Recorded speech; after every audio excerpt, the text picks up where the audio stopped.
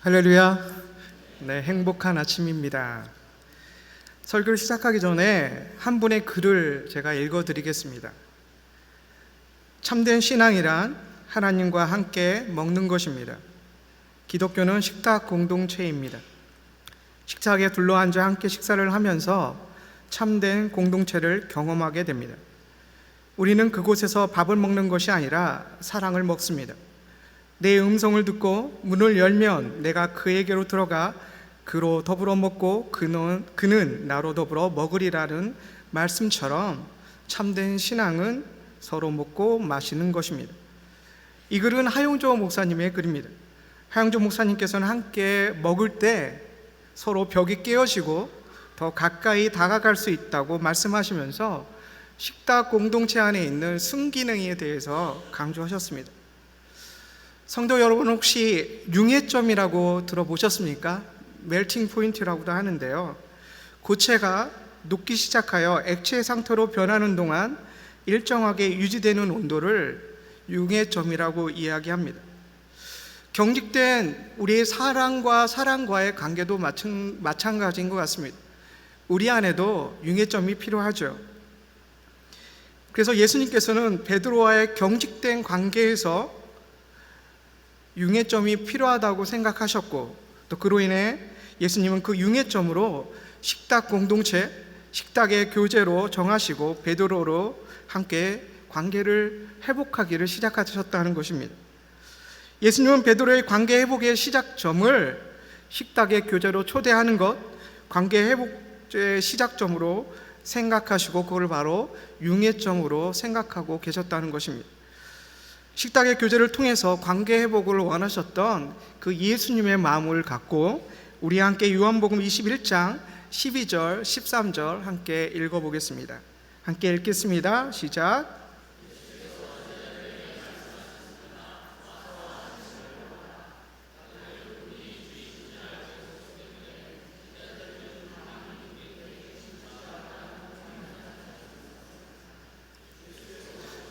빵을 가져다가 제자들에게 나눠주셨고 이와 같이 생선도 주셨습니다. 함께 읽었던 본문에는 알 수 있듯이 예수님께서 베드로를 식탁 공동체로 초대하는 모습이 나와 있습니다. 그러나 중요한 것은 무엇이냐면 예수님의 초대는 우리의 연약함을 초월한다는 것이죠. 사랑하는 성도 여러분, 오늘 아침에는 지금까지 이 구절에 대해서 제3자의 입장에서 바라봤다면 이제는 이 아침에는 우리 자신이 베드로가 되어서 함께 읽고 함께 살펴봤으면 좋겠습니다. 베드로는 마태복음 16장 15절 16절에서 이렇게 고백합니다. 그러면 너희는 나를 누구라고 하느냐? 예수께서 물으셨습니다. 베드로가 대답합니다. 주는 그리스도이시며 살아계신 하나님의 아들이십니다. 또 베드로는 요한복음 13장 37절에서 이렇게 고백합니다. 베드로가 물었습니다. 주여, 어째서 제가 지금은 주님을 따라갈 수 없습니까? 주를 위해서라면 제 목숨을 바치겠습니다. 지금 제가 읽었던 본문에는 무엇을 느낄 수 있습니까? 예수님에 대한 베드로의 신앙 고백과 예수님에 대한 강한 신뢰와 배반하지 않겠다는 베드로의 다짐이 이 안에 담겨 있고, 이 고백이 어쩌면 과거에, 현재에, 지금 이 자리에 있는 우리의 신앙 고백과 같은 것 같습니다. 매주 설교를 통해 하나님의 말씀을 듣고 매일 큐티를 통해 하나님의 말씀을 보고 매 순간 기도하면서 하나님께 고백하는 우리의 신앙 고백 같습니다. 그러나 예수님에 대한 베드로의 신앙 고백, 예수님에 대한 신뢰, 예수님에 대한 배반하지 않겠다는 베드로의 다짐에도 불구하고 베드로는 어땠습니까? 순간 닥쳐온 시련과 어려움 때문에 자신의 신앙 고백과 자신의 강한 결심과 자신의 믿음을 잊어버리고 3번의 배반을 하는 고백을 하게 됩니다. 사랑하는 성도 여러분, 여러분은 이런 베드로가 믿음이 없다고 생각하십니까? 그러나 마태복음 16장 17절에서 19절을 읽으면 믿음이 없는 사람이라고 보기 힘듭니다. 마태복음 16장 17절에 이렇게 이야기합니다. 요한의 아들 시몬아, 내가 복이 있다. 16장 18절, 베드로다. 내가 이 반석 위에 내 교회를 세울 것이니 지옥의 문들이 이것을 이길 수 없을 것이다. 19절, 내가 네게 하늘나라의 열쇠를 줄 것이다. 예수님께서는 베드로의 고백을 받아들이시고 예수님이 반석이 되어 주신 교회가 베드로를 통해서 약속한 대로 이 땅에 세워지기를 약속해 주셨고, 베드로는 약속을 받았고 약속받은 자가 바로 베드로입니다. 그러나 믿음이 있었던 사람 베드로는 예수님을 3번 배반하고 흩어져서 자신의 생업으로 돌아갑니다. 베드로는 자신의 생업을 하면서 어떻게 살아가고 있었을까요? 평안을 누리면서 잘 살고 있었겠습니까? 저는 베드로가 평안하게 살고 있었다고 생각하지 않습니다. 베드로는 매일 아침에 우러대는 닭 울음에 자신이 배반했던 그 자책감 때문에, 또 그 자책하며 자신을 원망하며 예수님께 회개하며 눈물로 하루를 시작했을 것입니다. 이런 심정으로 고통받고 자책하며 하루하루를 살아가는 베드로에게 예수님은 찾아가십니다. 그를 식탁교제의 자리로 초대하셨습니다. 그 자리는 훈계의 자리가 아니라, 법정이 아니라, 질타의 자리가 아니라 어디로 초대하셨습니까? 바로 베드로를 위해 맛있는 식사를 준비하시고 사랑의 식탁 공동체로 초대하십니다. 그리고 자신을 배반했던 베드로를 사랑으로 환대하시고 바닷가의 숯불처럼 따뜻하게 맞이하십니다. 이분이 바로 저와 우리의 예수님이십니다. 예수님과의 관계 회복이 없으면 사랑의 고백도 없습니다. 진정한 용서받을 수도 없습니다. 식탁 공동체는, 식탁의 교제는 예수님과의 교제와 관계 회복의 시작점입니다. 그리스도와의 교제는 무엇입니까, 여러분? 우리의 연약함을 묵상하고 좌절감에 늪에 빠져 허우적거리는 것이 아니라 우리의 연약함을 초월한 예수님의 초대를 믿음으로 응하고 준비된 숯불 앞으로 나아가는 것입니다. 베드로와 같은 연약함을 가진 우리에게 예수님은 오늘 이 아침에 예수 그리스도의 교제의 자리로 초대합니다.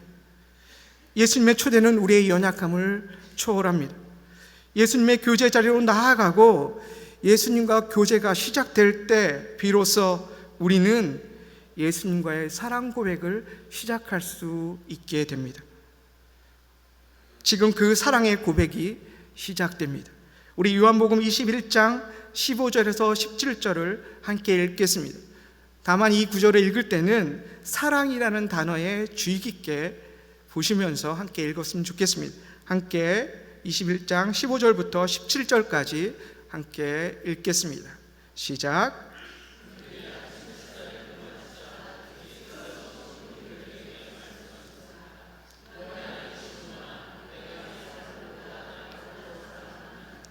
베드로가 말했습니다. 예, 주여, 제가 주를 사랑하는 것을 주께서 아십니다. 예수께서 베드로에게 말씀하셨습니다. 내 어린 양떼를 먹여라. 예수께서 베드로에게 말씀하셨습니다. 요한의 아들 시몬아, 내가 나를 사랑하느냐? 베드로가 예수께서 대답했습니다. 예, 주여, 제가 주를 사랑하는 것을 주께서 아십니다. 예수께서 베드로에게 말씀하셨습니다. 내 양떼를 쳐라. 예수께서 베드로에게 3번째 말씀하셨습니다. 요한의 아들 시몬아, 내가 나를 사랑하느냐?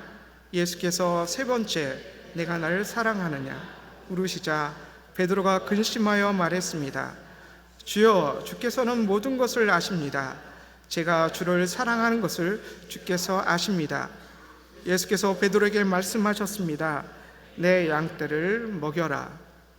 사랑하는 여러분, 베드로는 자신의 연약함을 극복하고 어떻게 예수님 앞에 사랑의 고백을 할 수 있었을까요? 때로는 베드로의 모습을 보고 당차다고 이야기도 할 수 있고 어쩌면 뻔뻔하다고도 이야기할 수 있겠습니다. 하지만 베드로가 그렇게 예수님의 사랑을 고백할 수 있었던 그 방법과 그 은혜가, 그 믿음이 바로 15절에서 17절에 나와 있습니다. 우리가 함께 읽었던 15절, 16절, 17절에서 어떻게 이야기합니까? 15절, 예 주여 제가 주를 사랑하는 것을 주께 아십니다. 16절, 예 주여 제가 주를 사랑하는 것을 주께서 아십니다. 17절, 주여 주께서는 모든 것을 아십니다. 제가 주를 사랑하는 것을 주께서 아십니다. 베드로는 예수님께 3번에 걸쳐 제가 주를 사랑하는 것을 주께서 아십니다라고 고백합니다. 예수님께서 자신의 마음을 이미 알고 있고, 때로는 베드로가 배반함에도 불구하고 끝까지 베드로를 신뢰하고 베드로를 기다릴 것을 알았다고 베드로는 고백하면서 제가 주를 사랑하는 것을 주께서 아십니다라고 이야기하고 있습니다. 바로 이 믿음의 고백과 확신이 예수님과의 관계를 지속적으로 유지할 수 있었고, 베드로는 자신의 연약함을 극복하고 예수님 앞에 사랑의 고백을 할 수 있었던 믿음의 고백으로 이어지게 만들고 있습니다. 특히 17절 안에는 주여 주께서 모든 것을 아십니다. 사랑하는 여러분, 이 구절 안에는 어떤 의미가 포함되어 있겠습니까? 베드로는 요한복음 13장 37절, 마태복음 26장 33절에서 이렇게 고백합니다. 요한복음 13장 37절, 베드로가 물었습니다. 주여 어째서 제가 지금은 주님을 따라갈 수 없습니까? 주를 위해서라면 제 목숨을 바치겠습니다. 마태복음 26장 33절, 베드로가 대답했습니다. 모두들 주를 버린다 해도 저는 결코 버리지 않겠습니다. 이렇게 믿음에 고백한 것만 예수님을 알았으면 좋겠지만, 마태복음 26장 70절에서 74절은 또 다른 베드로의 모습을 상기시켜 줍니다. 70절, 26장 70절, 내가 도대체 무슨 말을 하는지 난 모르겠다. 26장 72절, 나는 그 사람을 모르. 74절, 베드로는 저주하며 나는 그 사람을 모른다라고 맹세하셨다고 바로 그때 닭이 울었습니다. 17절에 나와 있던 주여 주께서 모든 것을 아십니다라는 그 고백 가운데는 자신이 하나님 앞에 날마다 나아갔던 믿음의 사람의 기억만이 아니라 자신이 예수님을 끝까지 쫓아가겠다는 그 믿음의 반대로 3번 부인했던 자신의 연약함마저도 포함되어 있다는 것입니다. 하나님께서는, 예수님께서는 우리의 연약함과 우리의 잘남과 우리가 믿음으로 날마다 온전히 쓰는 모든 순간을 기억하시고 알고 계시고 있다는 것입니다. 주를 위해서라면 제 목숨을 바치겠다라고, 모두들 주를 버린다 해도 저는 결코 버리지 않겠다라고 고백했던 베드로, 자신의 입으로 나는 그 사람을 모른다라고 고백했던 베드로,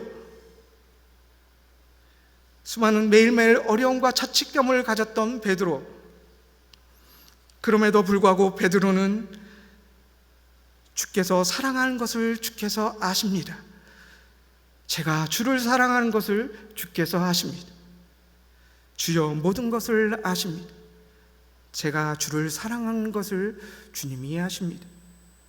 예수님께서 예수님에 대한 자신의 사랑을 알고 있고 그 사랑을 믿는다는 베드로의 반석 같은 믿음이 있었기에 자신의 연약함에도 불구하고 예수님께 사랑을 고백할 수 있게 됩니다. 베드로는 모든 상황 속에서 제가 주를 사랑하는 것을 주께서 아십니다라고 고백할 수 있게 만든 것입니다. 베드로의 연약함과 배신자의 어려운 마음에도 베드로가 예수님과 함께 식사하고 예수님의 질문에 답할 수 있게 만든 힘입니다. 그 힘이 제가 주를 사랑하는 것을 주께서 아십니다라는 믿음의 고백입니다. 사랑하는 성도 여러분, 우리는 연약하고 매일 쓰러지고 매일 고통과 자책 가운데 지내는 사람입니다. 예수님께서는 그 모든 상황을, 우리의 모든 상황을 알고 계십니다. 우리의 연약함도, 우리가 예수님을 사랑하는 마음도 모두 알고 계십니다. 그러나 우리도 베드로와 같은 모든 상황 속에서 우리의 연약함에도 불구하고 제가 주를 사랑하는 것을 주님이 아십니다라고 믿고 기대하고 기도하고 고백해야 합니다. 사랑하는 여러분, 성탄절이 얼마 남지 않았습니다. 성탄절의 소망과 기대감과 감사의 마음을 갖고 우리 이렇게 함께 고백했으면 좋겠습니다. 제가 여러분에게 여러분은 예수님을 사랑하십니까? 라고 물어보면 여러분께서 예 주여, 제가 예수님을 사랑하는 것을 주께서 아십니다라고 믿음의 고백을 했으면 좋겠습니다. 제가 여러분에게 질문하겠습니다. 여러분은 예수님을 사랑하십니까?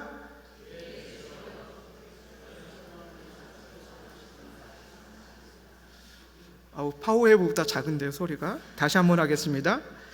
여러분은 예수님을 사랑하십니까?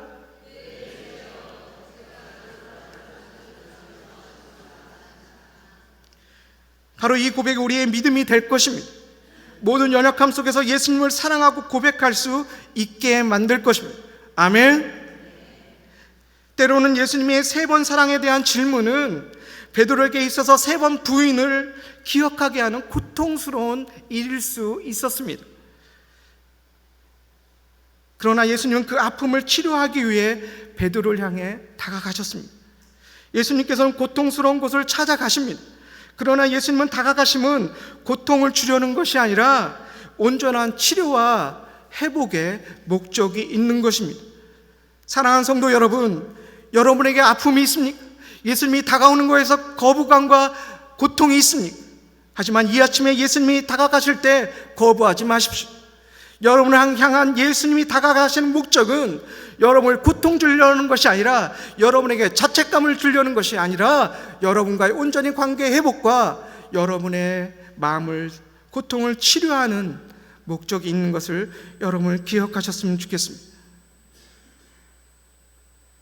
그럼 우리 함께 읽었던 15절, 17절로 다시 한번 돌아가면, 함께 읽었던 15절부터 17절을 제가 이렇게 한번 다시 해석해서 한번 다시 읽어드리겠습니다. 잘 한번 들어보십시오. 15절, 내가 이 사람들보다 나를 더 아가페하느냐? 베드로가 말했습니다. 예 주여, 제가 주를 필레오 합니다. 내가 나를 아가페하느냐? 베드로가 예수님께 대답했습니다. 예 주여, 제가 주를 펠레오 하는 것을 주께서 아십니다. 17절, 내가 나를 펠레오 하느냐? 예수께서 3번째 내가 나를 펠레오 하느냐라고 물으시자 베드로가 근심하며 말했습니다. 주여, 주께서 모든 것을 아십니다. 제가 주를 펠레오 하는 것을 주께서 아십니다. 예수님께서는 처음에 아가페 하느냐고 물어볼 때 베드로는 펠레오 한다고 이야기하고, 다시 한번 아가페 하냐고 물어볼 때 베드로는 펠레오 하냐고 한다고 이야기합니다. 마지막에는 예수님의 질문도 펠레오 하느냐고 물은 그 질문에 베드로는 펠레오 한다고 이야기합니다. 사랑하는 여러분, 아가페는 무엇입니까? 끝없는 신적인, 무조건적인 신적인 사랑입니다. 펠레오는 어떤 사랑입니까? 인간적인 애착이나 열정과 같은 일시적인 사랑입니다. 예수님께서는 베드로에게 그 아가페의 사랑을 말하셨고 질문하셨지만 베드로는 펠레오 한다고 이야기합니다. 예수님은 베드로에게 무조건적이고 신적인 사랑으로 나를 사랑하냐고 물어보십니다. 예수님의 질문에 베드로는 계속 펠레오적인 사랑, 인간적인 애착이나 열정 같은 일시적인 사랑을 한다고 고백합니다. 예수님은 베드로에게 무조건적으로 아가페 사랑만을 요구하지 않으셨습니다. 베드로에게 펠레오 사랑이 그 역량이 된다면 베드로에게 펠레의 사랑으로 베드로를 배려하시고 사랑하셨습니다. 예수님은 끝까지 베드로를 배려하시고 그를 사랑하셨다는 증거일 수 있습니다. 왜냐하면 저나 우리는 대부분의 자신의 믿음으로, 자신의 은혜의 수준으로 타인을 설득하려고 합니다. 자신의 믿음의 수준에 타인이 올라오기를 소망하고 나의 믿음의 수준에 그들이 같은 위치에 있기를 원합니다. 자신의 믿음의 수준으로, 자신의 사랑의 수준으로 상대방을 끌어올리려고 합니다. 그러나 예수님은 달랐습니다. 베드로는 배반과 연약함에도 불구하고 예수님은 베드로에 대한 사랑은 늘 눈높이 사랑이었습니다. 아가페를 요구하실 수 있었습니다. 아가페적인 사랑으로 설득하실 수도 있었습니다. 그러나 자책하는 베드로에게 예수님은 아가페적인 사랑을 요구하기보다는 베드로의 상황에게 최선책인 펠레오의 사랑을 말하시고 인정하시고 응하십니다. 이 모습이 바로 예수님의 사랑의 표현입니다. 이분이 바로 우리의 예수님이십니다. 그런데 베드로는 왜 펠레오의 대답만 하고 있습니까? 그 이유는 17절에 나와 있습니다. 17절에 이렇게 이야기합니다. 내가 나를 펠레오 하느냐? 예수께서 세 번째 내가 나를 펠레오 하느냐라고 물으시자 베드로가 근심하며 말했습니다. 따라서 베드로는 근심에 쌓일 수밖에 없었죠. 그러나 베드로의 근심의 뿌리는 어디에 있었습니까? 자신이 예수님을 사랑하고 끝까지 예수님을 따라간다는 그 고백 뒤에 일어났던 자신의 세 번의 배반의 외침이 근심하게 만들었다는 것이죠. 아무리 베드로는 아가페적인 예수 그리스도의 사랑의 고백에 그 질문에 아가페적인 사랑으로 대답하고 싶었지만 그를 짓눌리고 있는 것은 무엇이었습니까? 세 번의 배반의 그 아픔이 차마 아가페라고 고백할 수 없게 만들었다는 것입니다. 제가 어찌 또 아가페적인 사랑을 할 수 있다고 고백하겠습니다. 예수님, 저는 펠레오까지만 하겠습니다. 사랑하는 성도 여러분, 이 아침에 우리의 연약함에 불구하고 예수님은 우리를 사랑하고 계십니다. 그 사랑으로 다양한 모습으로 확인시켜 주시고 다가오시고 위로하십니다. 우리를 향한 예수님의 사랑은 강요가 아니라 회복입니다. 베드로가 예수님에 대해 고백했던 그 고백을 베드로가 회복할 수 있도록 펠레오적인 사랑이라도 용납하시고 받으셨습니다. 그분이 바로 우리 예수님이십니다. 오늘 예수님을 만나셔서 확신에 찬 목소리로 여러분들이 이런 고백을 했으면 좋겠습니다. 사랑합니다. 제가 주님을 사랑하는 줄을 주님이 아십니다. 그런데 여러분, 베드로의 사랑의 고백과 그 대답에 예수님은 어떻게 반응하십니까? 예수님의 반응은 베드로의 고백에 동문서답과 같은 대답을 하십니다. 우리 함께 본문은 다시 읽을 텐데요, 15절에서 17절, 이번에 함께 읽을 때는 양떼를 먹이라 쳐라라는 단어에 주의 깊게 보시면서 함께 읽었으면 좋겠습니다. 함께 읽겠습니다. 그들이 아침 식사를 끝마치자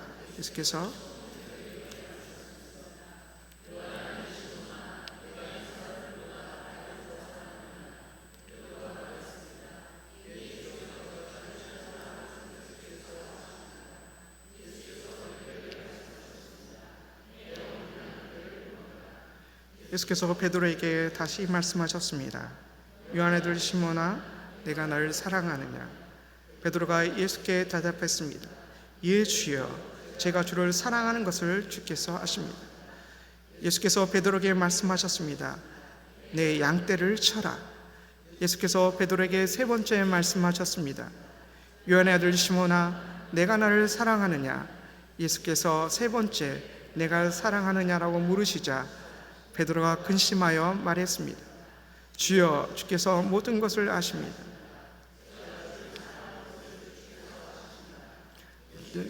베드로에게 말씀하셨습니다. 내 양떼를 먹여라. 지금 함께 읽은 본문은 어쩌면 사랑의 핑퐁 게임과 같은 것 같습니다. 예수님과 베드로의 사랑의 고백도 나타나고 있지만 더불어서 베드로가 예수님에 대한 사랑 고백뿐만 아니라 예수님께서 베드로를 향한 용서의 고백도 나타나 있습니다. 예수님의 용서의 방법은 우리의 상황과 우리의 상태에 가장 적절한 눈높이 방법을 사용하시는 것 같습니다. 예수님의 용서 방법은 각 사람의 상황과 상태에 따라서 적절하게 사용하고 계신다는 것이죠. 내 어린 양떼를 먹여라, 내 양떼를 쳐라, 내 양떼를 먹여라에서 먹이고 치는 것, 이것이 갑자기 등장한 말이 아니라 양떼를 먹이고 칠 거에 대해서 이야기하셨던 세 가지의 목적이 있습니다. 첫 번째 목적은 무엇이냐면 모든 사람에게 주시는 그들만의 부르심과 과업에 대해서 기억나게 하시는 목적이 있었다는 것입니다. 톰 라이트라는 신학자가 있습니다. 굉장히 유명하고 많은 책들을 쓰는 신학자입니다. 이 신학자는 이 부절을 읽으면서 용서에 대해서 생각할 때 어떤 사건이 이 톰 라이트 신학자에게 생깁니다. 어느 날 이 톰 라이트는 가정에 파티를 위해서 많은 손님들을 초대합니다. 그런데 다 손님을 초대하고 파티가 끝나고 돌아갈 때 한 손님이 강하게 요구하는 게 있는데 그것은 무엇이냐면 내가 이 파티의 뒷정리를 감당하겠다고 주장하는 것이었습니다. 그런데 이 톰 라이트 이 목사님은 그거에 대해서 너무 탐탁하지 않았습니다. 너무 부담스러워서 그냥 쉬고 돌아가시라고 이야기했지만 이 손님은 계속 자신이 그것을 친다고 주장하는 것이었습니다. 결국 이 사람은 뒷정리를 담당했고, 그러나 좋은 일로 끝나는 것이 아니라 결국은 어떤 일이 생겼는데 그것은 무엇이냐면 자신이 최근에 선물 받았던 크리스탈 물병을 이 사람이 깨트리게 됩니다. 근데 너무 좋아하는 물병이 있기에 이 사람이 거듭 사과를 함에도 불구하고 마음은 어려웠다는 것이죠. 근데 이 손님이 돌아가신 후에 이 목사님은 용서에 대해서 생각하게 됐다는 것이죠. 그래서 2주 후에 다시 이 손님을 불러서 같이 파티를 하는 끝나는 것이 아니라 오히려 자신의 크리스탈 물병을 깼던 이 손님에게 행주를 주면서 뒷정리를 부탁했다는 것이죠. 이 이야기를 통해서 무엇을 깨달을 수 있습니까? 예수님께서는 우리 삶 가운데 우리의 어떤 용서의 방법이 우리의 과업을 기억나게 만드신다는 것이죠. 예수님에게 다가가셨던 것은 갑자기 양을 치라고, 양을 먹이라고 이야기한 것이 아니라 베드로의 진정한 과업은 너의 자책함에 머무는 것이 아니라 내가 나를 배반했던 그 사실에 집중하고 묵상하며 아파하는 삶을 살아가는 것이 아니라 양을 먹이고 양을 치라는 것에 있었다는 그 사실에 대해서 예수님은 베드로에게 다시 리마인드 시키고 계신다는 것입니다. 두 번째의 목적은 누구십니까? 내 스승이 누구인지, 내가 누굴 따라가고 있는지 다시금 깨닫고 되새기게 만들고 있었다는 것이죠.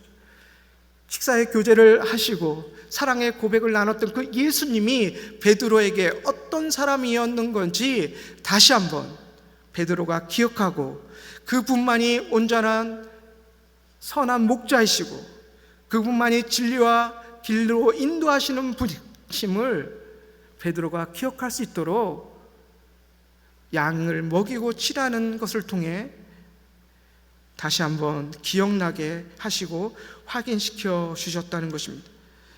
예수 그리스도께서는 요한복음 10장 11절에서 나는 선한 목자라고 이야기하십니다.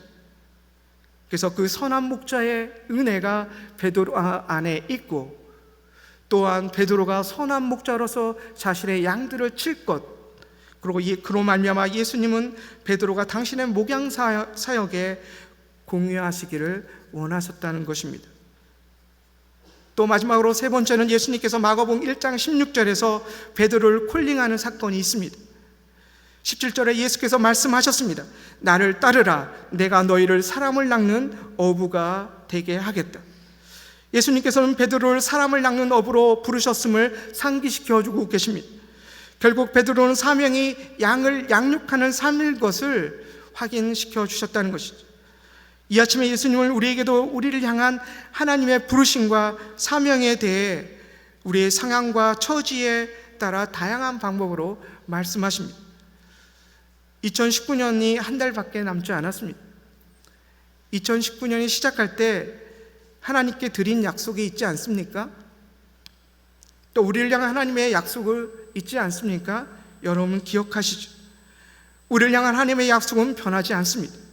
베드로에게 그 콜링하셨을 때 그 목적은 때로는 베드로가 예수님을 배반하는 사건이 있을지라도 그 연약함이 충만해서 늘 죄 가운데 있을지라도 죄 가운데 넘어질 것을 알매도 예수님은 끝까지 그 부르심을 지키시고 격려하셨다는 것입니다.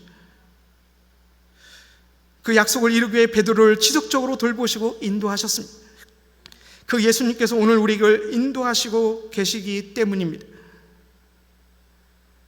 또한 내 양을 먹이라, 내 양을 치라 사이에는 어떤 다른 것이 있습니까?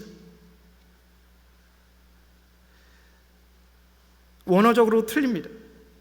내 양을 먹일 때는 어떤 의미가 있냐면 돌보는 것입니다.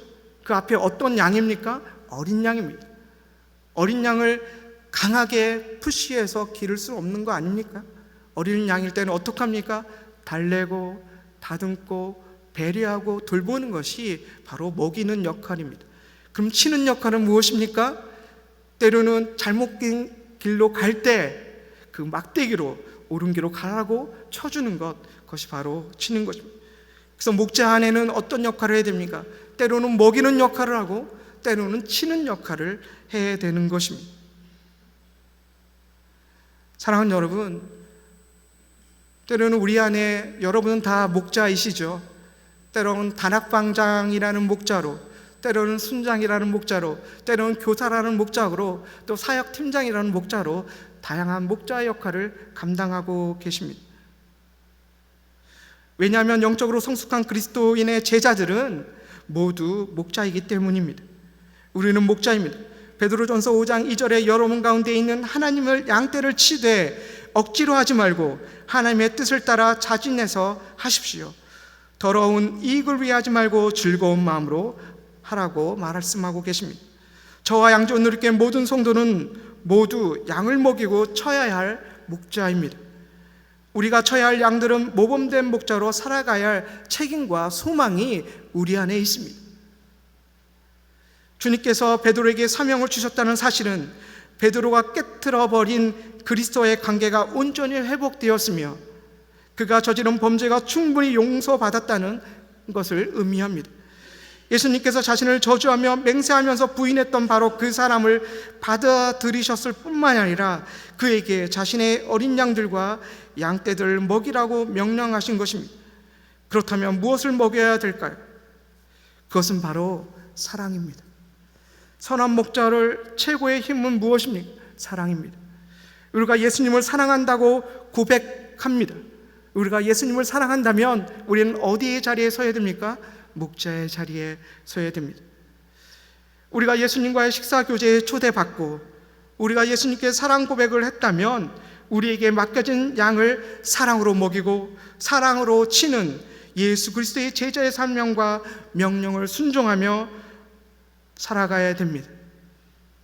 사랑하는 성도 여러분, 베드로 같은 연약함을 가진 우리에게 예수님은 오늘 이 아침에 예수 그리스도와의 교제의 자리로 초대하십니다.